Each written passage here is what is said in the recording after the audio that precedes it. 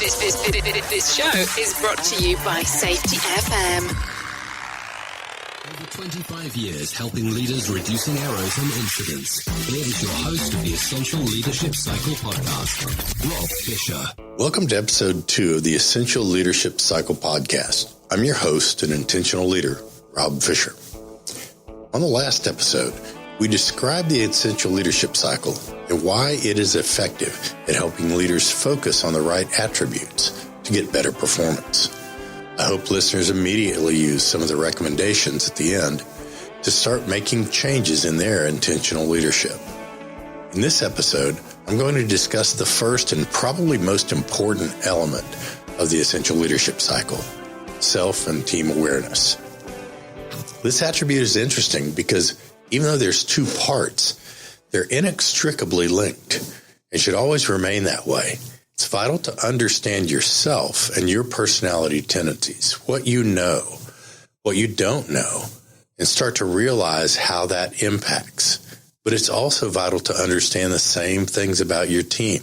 What do they know? What do they not know? What are their personality tendencies? And how do they impact the team? When we talk about the personality tendencies, we use Equilibria's E-colors, mostly because we discovered that the Equilibria E-color system has about 600,000 data points on everything from why different people get hurt to what makes it difficult to stop work. So I'm just going to provide a quick explanation of what we mean when we talk about personality tendencies so that you can start to look for some of these traits in yourself and in your team. And then later on, I'm going to have you go do a little bit of a discovery. But some people are more action-oriented, more faster-paced. Those are doers and socializers. They like to be taking action. They like to be moving. Some people are more information-oriented. They need more time to process. These are the thinkers and relators. The socializers and relators are more interdependent. They're more people-oriented. The doers and thinkers are more task-oriented. They're more independent. So if you start to think about the way you think and the way you have tendencies and the way some of your team has tendencies, understanding self and team awareness then becomes an element of being able to judge the way you and your team will handle things. Another part of self and team awareness is understanding what you know and don't know about human performance or human and organizational performance. What do you think you know, and what is really out there in the world of understanding related to human and organizational performance? Let me tell you a story about a leader who assumed they knew a lot about human performance. The reality was they weren't using the right terminology. They weren't doing the right leader behaviors because they never really learned them. They assumed they did. They went on to lead an organization where they assumed the knowledge and skills of the workforce related to HOP concepts, principles, and tools. Because their paradigm related to HOP was flawed, it took only one senior leader engagement to help them realize that they never really learned the correct science and application of HOP. They just learned the concepts in a broad overview and kept those concepts in their old paradigm. Once they were educated in how individuals with different personalities interact with risk differently at all levels of the organization, then they became a little more self-aware of their strengths and potential limiters and how a failure to manage these elements of personality was adversely impacting their organizational performance. The leader then engaged with the workforce and discovered there were many misunderstandings of the HOP concepts and tools that were leading to misunderstanding of the concepts and the science and not getting the results that the leader wanted and expected. In the leader's engagement with a direct peer team, the senior leadership team, they discovered that the leadership team was not effectively educated. They didn't really know. They didn't know what they needed to do. They hadn't discovered what they needed to until they seeked out help in discovering what they needed to do. They couldn't really discuss why they needed to be focusing on their language and behaviors. They didn't understand the why of those behaviors and who should be doing HOP.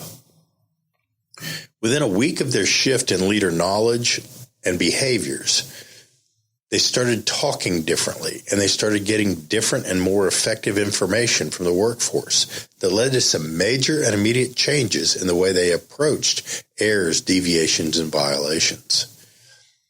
And the reality was, as they used that leader knowledge and behavior, the workforce started talking to them differently. They started using the science properly. This is a self and team awareness story. The leaders weren't self-aware, and no one was really aware of the team's capability and capacity. I want to share another story about a plant manager who again thought they were pretty sharp in understanding human performance and human and organizational performance. But the problem was they didn't understand the methodology of triggering. They didn't know what to really look for. So they could probably tell you that skill-based and rule-based and knowledge-based was out there. They didn't really know what it meant. Once they learned that when they saw someone scratching their head or scratching their chin or using the terms I think, I believe, or I'm pretty sure, were actually triggers that somebody was at an error rate of up to 50%. They started looking for those triggers. And again, this was a self-awareness element for this particular plant manager. They happened to be walking through the plant one day, and all of a sudden they noticed that a big steel plate was swinging back and forth across the aisle. And people were dodging the steel plate to keep from getting hit. Now, this plate may have been several tons, so if it hit someone, it was going to severely hurt them. They also noticed that an individual was standing over with the remote control, and they were pushing the buttons and then scratching their head and wondering why that the crane in front of them wasn't moving. They immediately reverted to their old philosophy of that individual should have paid more attention. And then they thought, wait a minute, I just saw the trigger of knowledge-based performance mode. So they approached the individual and said, tell me what's going on. How is this happening? When the individual turned around, they didn't even realize that they were moving the crane that had the plate attached to it. This individual is actually doing the pre-move checks for the crane that they happen to be looking at. And that crane was the one that they were focused on. What someone had done was actually switch the controllers. So when the individual went to pull the controller for the crane they thought they were about to use, they started pushing the buttons that they've always pushed in the crane operation checklist, and it started moving the crane behind them that had a plate at rest already in the bit. This individual, the plant manager, now saw a different way of approaching this challenge. As the plant manager started asking the question, tell me what happened and how it happened, he also discovered from a team awareness perspective that people in the workforce said, we've got to be really careful out here because this kind of stuff happens all the time. That phrase, from a leader perspective, this kind of stuff happens all the time, should be a flag that you don't have good self and team awareness. In the big picture of performance improvement, the first step is leaders being aware of their own knowledge and capability, strengths, potential limiters, and personality tendencies, and then those things in the people around them.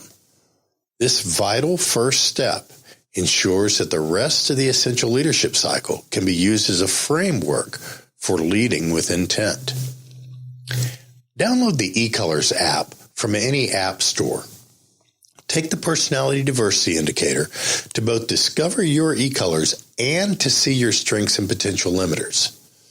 Have your home mate and a near work mate do the same, and then have a discussion on self and team awareness with them.